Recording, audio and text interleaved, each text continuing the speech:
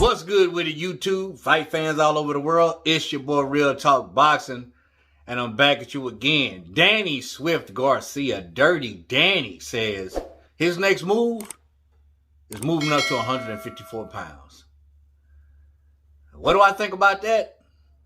I think it's a good move. I think it's a real good move for Danny Garcia. Because to be completely honest, he's fought everybody in 140.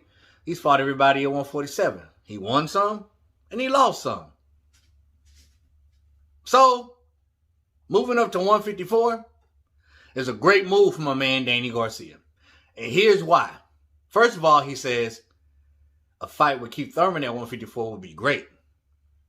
Because I'm pretty sure, much like Danny Garcia, Keith Thurman is tired of trying to make 147 pounds. You got to understand something out there, young people. When you get older, like my age, Danny's age, Keith, it gets harder to make weight. It's harder for older guys to lose weight. Prime example. I'm losing it. I'm getting in better shape, but it's hard. I have to work extra hard, and I have to eat even better to lose the freaking weight. But now, my work, my progress is finally starting to show. So what Danny is saying is, man, I'm tired of trying to make 147. It's hard.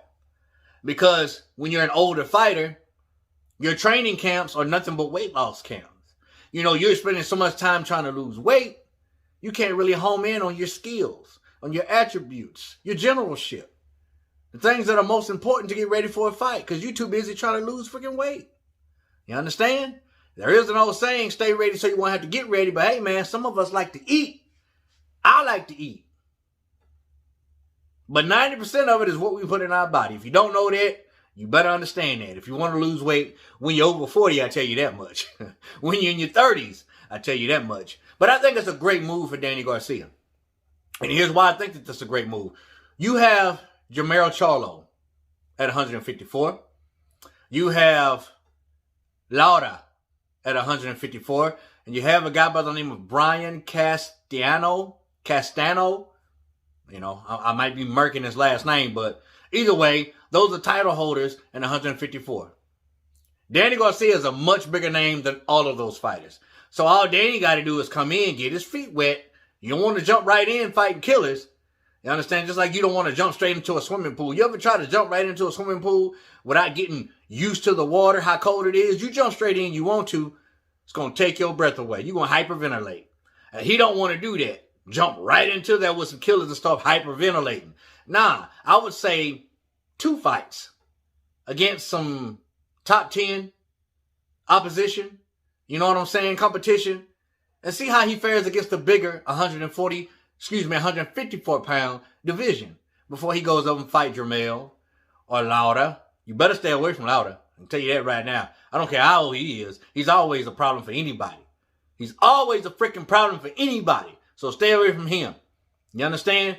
You better go for this Brian dude, whoever he is. I don't even know who this guy is. But rest assured, I'm going to do some research on him and check him out. But for Danny Garcia, it's feasible. It makes sense. He's tired of trying to make 147. And all he got to do, like I said, is win 2 or 3 fights. He's a bigger name than most of these fighters at 154 anyway. So he's going to be the cash cow. He's going to be the money fight because it's Danny Swift Garcia. He's a bigger name than anybody at the top level at 154. Great move for Danny Garcia. But can he handle the bigger division?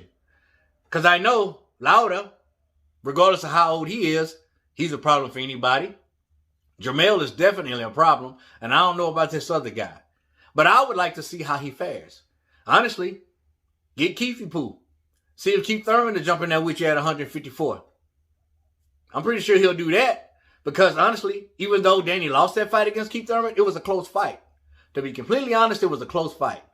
And I wouldn't mind seeing him at 154, and I would give the odds to Danny Garcia. I would. 60-40. Yeah, 60-40. No, let me change that right now. 50-50. Because Danny's a little flat-footed. Keith still moves. But then again, man, I don't know. I just want to see it. But nevertheless, I think it's a good move for Danny Garcia. But never mind what I think. In my opinion, I want to know yours.